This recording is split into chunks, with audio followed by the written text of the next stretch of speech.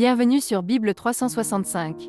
Nous sommes contents que vous soyez avec nous aujourd'hui, pour écouter la lecture du livre de 2 Rois chapitre 9, 10 et 11. Si vous êtes nouveau, s'il vous plaît abonnez-vous à la chaîne, aimez et partagez-la pour encourager quelqu'un d'autre à écouter la Bible cette année. Bonne écoute. 2 Rois, chapitre 9.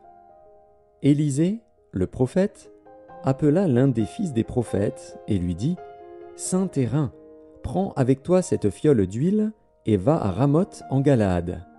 Quand tu y seras arrivé, vois Jéhu, fils de Josaphat, fils de Nimshi. Tu iras le faire lever du milieu de ses frères et tu le conduiras dans une chambre retirée. Tu prendras la fiole d'huile que tu répandras sur sa tête et tu diras : Ainsi parle l'Éternel, je t'oins roi d'Israël. Puis tu ouvriras la porte, et tu t'enfuiras sans t'arrêter. » Le jeune homme, serviteur du prophète, partit pour Ramoth en Galaad. Quand il arriva, voici, les chefs de l'armée étaient assis. Il dit : « Chef, j'ai un mot à te dire. » Et Jéhu dit : « Auquel de nous tous ?» Il répondit : « À toi, chef. » Jéhu se leva et entra dans la maison, et le jeune homme répandit l'huile sur sa tête, en lui disant : « Ainsi parle l'Éternel, le Dieu d'Israël. Je t'oins roi d'Israël, du peuple de l'Éternel. Tu frapperas la maison d'Akab, ton maître, et je vengerai sur Jézabel le sang de mes serviteurs, les prophètes, et le sang de tous les serviteurs de l'Éternel. Toute la maison d'Akab périra. J'exterminerai quiconque appartient à Akab, celui qui est esclave et celui qui est libre en Israël, et je rendrai la maison d'Akab semblable à la maison de Jéroboam, fils de Nebat, et à la maison de Baécha, fils d'Akija. Les chiens mangeront Jézabel dans le champ de Jizréel, et il n'y aura personne pour l'enterrer. » Puis le jeune homme ouvrit la porte et s'enfuit. Lorsque Jéhu sortit pour rejoindre les serviteurs de son maître, on lui dit : « Tout va-t-il bien ? Pourquoi ce fou est-il venu vers toi ?» Jéhu leur répondit : « Vous connaissez bien l'homme et ce qu'il peut dire. » Mais ils répliquèrent : « Mensonge ! Réponds-nous donc. » Et il dit : « Il m'a parlé de telle et telle manière, disant : Ainsi parle l'Éternel, je t'oins roi d'Israël. » Aussitôt ils prirent chacun leurs vêtements, qu'ils mirent sous Jéhu au haut des degrés, ils sonnèrent de la trompette et dirent : « Jéhu est roi !» Ainsi Jéhu, fils de Josaphat, fils de Nimshi, forma une conspiration contre Joram. Or Joram et tout Israël défendaient Ramoth en Galaad contre Hazaël, roi de Syrie. Mais le roi Joram s'en était retourné pour se faire guérir à Jizréel des blessures que les Syriens lui avaient faites lorsqu'il se battait contre Hazaël, roi de Syrie. Jéhu dit : « Si c'est votre volonté, personne ne s'échappera de la ville pour aller porter la nouvelle à Jizréel. » Et Jéhu monta sur son char et partit pour Jizréel, car Joram y était alité, et Akazia, roi de Juda, était descendu pour le visiter. La sentinelle placée sur la tour de Jizréel vit venir la troupe de Jéhu et dit : « Je vois une troupe. » Joram dit : « Prends un cavalier et envoie-le au-devant d'eux pour demander si c'est la paix. » Le cavalier alla au-devant de Jéhu et dit : « Ainsi parle le roi. Est-ce la paix ?»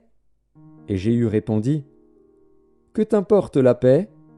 Passe derrière moi. » La sentinelle en donna avis et dit : « Le messager est allé jusqu'à eux et il ne revient pas. » Joram envoya un second cavalier qui arriva vers eux et dit : « Ainsi parle le roi.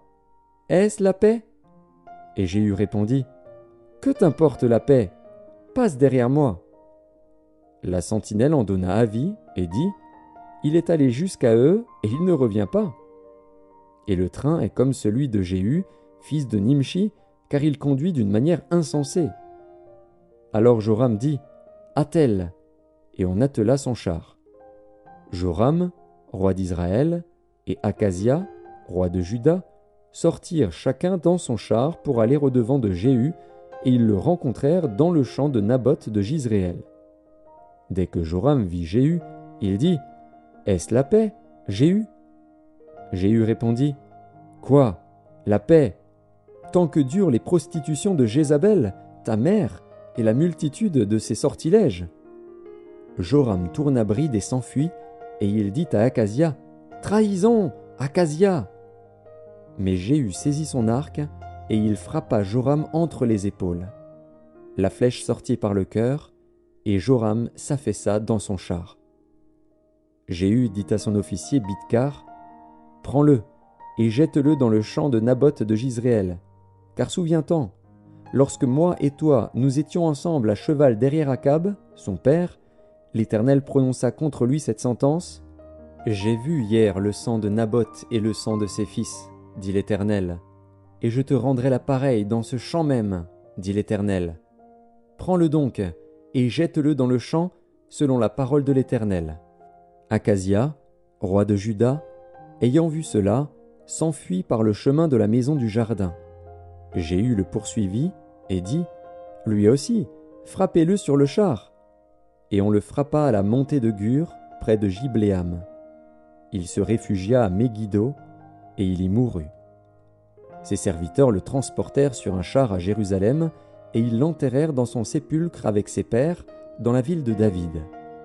Akazia était devenu roi de Juda la 11e année de Joram, fils d'Akab. Jéhu entra dans Jizréel. Jézabel, l'ayant appris, mit du fard à ses yeux, se para la tête et regarda par la fenêtre. Comme Jéhu franchissait la porte, elle dit, « Est-ce la paix, nouveau Zimri, assassin de son maître ?» Il leva le visage vers la fenêtre et dit, « Qui est pour moi ? Qui ?» Et 2 ou 3 eunuques le regardèrent en s'approchant de la fenêtre. Il dit, « Jetez-la en bas. » Ils la jetèrent, et il rejaillit de son sang sur la muraille et sur les chevaux. Jéhu la foula aux pieds. Puis il entra, mangea et but, et il dit, « Allez voir cette maudite, et enterrez-la, car elle est fille de roi. » Ils allèrent pour l'enterrer, mais ils ne trouvèrent d'elle que le crâne, les pieds et les paumes des mains. Ils retournèrent l'annoncer à Jéhu, qui dit, « C'est ce qu'avait déclaré l'Éternel par son serviteur Élie, le Tishbite, en disant, « Les chiens mangeront la chair de Jézabel dans le camp de Jizréel. Et le cadavre de Jézabel sera comme du fumier sur la face des champs, dans le champ de Jizréel, de sorte qu'on ne pourra dire, c'est Jézabel. » 2 Rois, chapitre 10. Il y avait dans Samarie 70 fils d'Akab. Jéhu écrivit des lettres qu'il envoya à Samarie aux chefs de Jizréel, aux anciens et aux gouverneurs des enfants d'Akab. Il y était dit, « Maintenant, quand cette lettre vous sera parvenue, puisque vous avez avec vous les fils de votre maître, avec vous les chars et les chevaux, une ville forte et les armes, voyez lequel des fils de votre maître est le meilleur et convient le mieux, mettez-le sur le trône de son père et combattez pour la maison de votre maître. » Ils eurent une très grande peur, et ils dirent, « Voici, 2 rois n'ont pu lui résister, comment résisterions-nous » Et le chef de la maison, le chef de la ville, les anciens et les gouverneurs des enfants envoyèrent dire à Jéhu, « Nous sommes tes serviteurs, et nous ferons tout ce que tu nous diras. Nous n'établirons personne roi, fais ce qui te semble bon. » Jéhu leur écrivit une seconde lettre où il était dit, « Si vous êtes à moi et si vous obéissez à ma voix, prenez les têtes de ces hommes, fils de votre maître, et venez auprès de moi demain à 7 heures à Jizréel. » Or les 70 fils du roi étaient chez les grands de la ville qui les élevaient. Quand la lettre leur fut parvenue, ils prirent les fils du roi, et ils égorgèrent ces 70 hommes. Puis ils mirent leurs têtes dans des corbeilles, et les envoyèrent à Jéhu, à Jizréel. Le messager vint l'en informer, en disant, « Ils ont apporté les têtes des fils du roi. » Et il dit, « Mettez-les en 2 tas à l'entrée de la porte jusqu'au matin. » Le matin, il sortit, et se présentant à tout le peuple, il dit, « Vous êtes justes. Voici, moi, j'ai conspiré contre mon maître et je l'ai tué. Mais qui a frappé tout ceci? Sachez donc qu'il ne tombera rien à terre de la parole de l'Éternel, de la parole que l'Éternel a prononcée contre la maison d'Akab. L'Éternel accomplit ce qu'il a déclaré par son serviteur Élie. et Jéhu frappa tous ceux qui restaient de la maison d'Akab à Jizréel, tous ses grands, ses familiers et ses ministres, sans en laisser échapper un seul. Puis il se leva et partit pour aller à Samarie. Arrivé à une maison de réunion des bergers, sur le chemin, Jéhu trouva les frères d'Akazia, roi de Juda, et il dit : « Qui êtes-vous » Ils répondirent : « Nous sommes les frères d'Akazia, et nous descendons pour saluer les fils du roi et les fils de la reine. » Jéhu dit : « Saisissez-les vivants !» Et ils les saisirent vivants, et les égorgèrent au nombre de 42 à la citerne de la maison de réunion. Jéhu n'en laissa échapper aucun. Étant parti de là, il rencontra Jonadab, fils de Récab, qui venait au-devant de lui. Il le salua et lui dit : « Ton cœur est-il sincère, comme mon cœur l'est envers le tien ?» Et Jonadab répondit : « Il l'est. » « S'il l'est, répliqua Jéhu, donne-moi ta main. » Jonadab lui donna la main. Et Jéhu le fit monter auprès de lui dans son char, et dit : « Viens avec moi, et tu verras mon zèle pour l'Éternel. » Il l'emmena ainsi dans son char. Lorsque Jéhu fut arrivé à Samarie, il frappa tous ceux qui restaient d'Akab à Samarie, et il les détruisit entièrement, selon la parole que l'Éternel avait dite à Élie. Puis il assembla tout le peuple, et leur dit : « Akab a peu servi Baal, Jéhu le servira beaucoup. Maintenant convoquez auprès de moi tous les prophètes de Baal, tous ses serviteurs et tous ses prêtres, sans qu'il en manque un seul, car je veux offrir un grand sacrifice à Baal. Quiconque manquera ne vivra pas. » Jéhu agissait avec ruse pour faire périr les serviteurs de Baal. Il dit : « Publiez une fête en l'honneur de Baal. » Et ils la publièrent. Il envoya des messagers dans tout Israël, et tous les serviteurs de Baal arrivèrent, il n'y en eut pas un qui ne vint. Ils entrèrent dans la maison de Baal, et la maison de Baal fut remplie d'un bout à l'autre. Jéhu dit à celui qui avait la garde du vestiaire : « Sors des vêtements pour tous les serviteurs de Baal. » Et cet homme sortit des vêtements pour eux. Alors Jéhu vint à la maison de Baal avec Jonadab, fils de Récab, et il dit aux serviteurs de Baal : « Cherchez et regardez, afin qu'il n'y ait pas ici des serviteurs de l'Éternel, mais qu'il y ait seulement des serviteurs de Baal. » Et ils entrèrent pour offrir des sacrifices et des holocaustes. Jéhu avait placé dehors 80 hommes, en leur disant : « Celui qui laissera échapper quelqu'un des hommes que je remets entre vos mains, sa vie répondra de la sienne. » Lorsqu'on eut achevé d'offrir les holocaustes, Jéhu dit aux coureurs et aux officiers : « Entrez, frappez-les, que pas un ne sorte. » Et ils les frappèrent du tranchant de l'épée. Les coureurs et les officiers les jetèrent là, et ils allèrent jusqu'à la ville de la maison de Baal.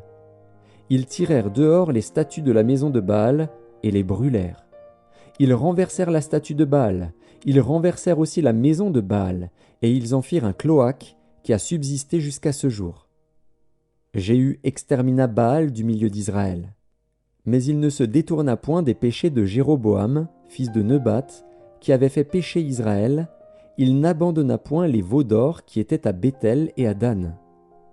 L'Éternel dit à Jéhu : « Parce que tu as bien exécuté ce qui était droit à mes yeux, et que tu as fait à la maison d'Akab tout ce qui était conforme à ma volonté, tes fils jusqu'à la 4e génération seront assis sur le trône d'Israël. » Toutefois Jéhu ne prit point garde à marcher de tout son cœur dans la loi de l'Éternel, le Dieu d'Israël.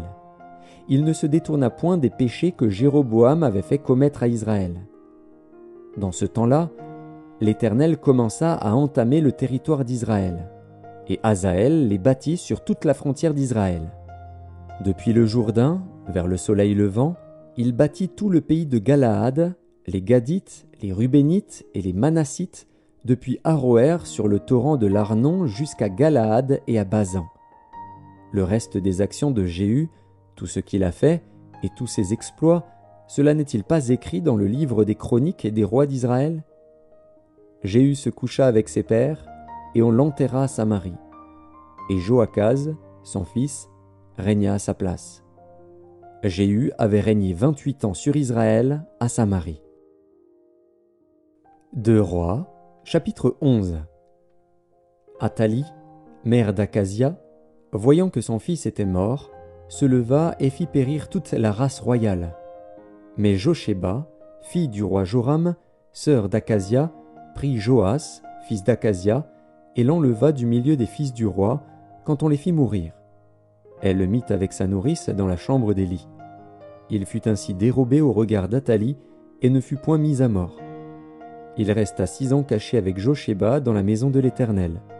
Et c'était Athalie qui régnait dans le pays. La 7e année, Jéhojada envoya chercher les chefs de centaines des Kérétiens et des coureurs, et il les fit venir auprès de lui dans la maison de l'Éternel. Il traita alliance avec eux et les fit jurer dans la maison de l'Éternel, et il leur montra le fils du roi. Puis il leur donna ses ordres, en disant « Voici ce que vous ferez. Parmi ceux de vous qui entrent en service le jour du sabbat, 1/3 doit monter la garde à la maison du roi, 1/3 à la porte de Sûr, et 1/3 à la porte derrière les coureurs. Vous veillerez à la garde de la maison, de manière à en empêcher l'entrée. Vos 2 autres divisions, tous ceux qui sortent de service le jour du sabbat feront la garde de la maison de l'Éternel auprès du roi. Vous entourerez le roi de toutes parts, chacun les armes à la main, et l'on donnera la mort à quiconque s'avancera dans les rangs. Vous serez près du roi quand il sortira et quand il entrera. » Les chefs de centaines exécutèrent tous les ordres qu'avait donnés le sacrificateur Jéhojada. Ils prirent chacun leurs gens, ceux qui entraient en service et ceux qui sortaient de service le jour du sabbat, et ils se rendirent vers le sacrificateur Jéhojada. Le sacrificateur remit aux chefs de centaines les lances et les boucliers qui provenaient du roi David et qui se trouvaient dans la maison de l'Éternel. Les coureurs, chacun les armes à la main, entourèrent le roi, en se plaçant depuis le côté droit jusqu'au côté gauche de la maison, près de l'autel et près de la maison. Le sacrificateur fit avancer le fils du roi, et il mit sur lui le diadème et le témoignage. Ils l'établirent roi et l'oignirent, et frappant des mains, ils dirent « Vive le roi !» Athalie entendit le bruit des coureurs et du peuple, et elle vint vers le peuple à la maison de l'Éternel. Elle regarda, et voici, le roi se tenait sur l'estrade selon l'usage. Les chefs et les trompettes étaient près du roi. Tout le peuple du pays était dans la joie, et l'on sonnait des trompettes. Athalie déchira ses vêtements et cria « Conspiration! Conspiration !» Alors le sacrificateur Jéhojada donna cet ordre aux chefs de centaines qui étaient à la tête de l'armée.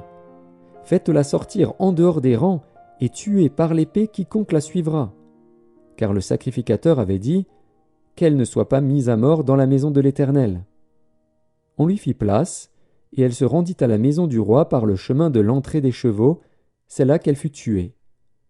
Jéhojada traita entre l'Éternel, le roi et le peuple, l'alliance par laquelle il devait être le peuple de l'Éternel. Il établit aussi l'alliance entre le roi et le peuple. Tout le peuple du pays entra dans la maison de Baal, et ils la démolirent. Ils brisèrent entièrement ses autels et ses images, et ils tuèrent devant les autels Mathan, prêtre de Baal. Le sacrificateur Jéhojada mit des surveillants dans la maison de l'Éternel. Il prit les chefs de centaines, les Kérétiens et les coureurs, et tout le peuple du pays. Et ils firent descendre le roi de la maison de l'Éternel, et ils entrèrent dans la maison du roi par le chemin de la porte des coureurs. Et Joas s'assit sur le trône des rois. Tout le peuple du pays se réjouissait, et la ville était tranquille. On avait fait mourir Athalie par l'épée dans la maison du roi. Joas avait 7 ans lorsqu'il devint roi.